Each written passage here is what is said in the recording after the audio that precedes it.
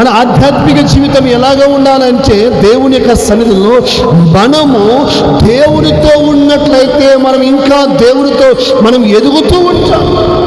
ఆదివారం ఒక్కరోజు దేవుని మందిరంలో గంట లేటుగా వచ్చి 10 నిమిషాల ముందుకు బయటికి పోయిన తర్వాత లోక సహవాసము, అన్యజనులు, నమ్మకర్త క్రైస్తవులు, అవిశ్వాసులతో మనము లోకస్తులతో సహవాసం చేస్తే నీ భక్తి పుస్తకెట్టాలి.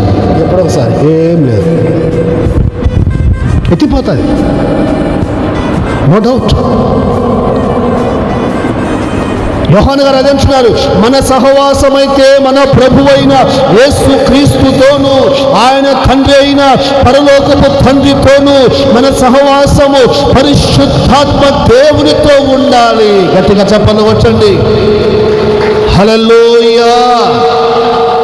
మన సహవాసము దేవునితో ఉండాలి, మన సహవాసము పరిశుద్ధాత్మతో ఉండాలి, మన సహవాసము ఆయన కుమారుడైన యేసు క్రీస్తు ప్రభుల వారితో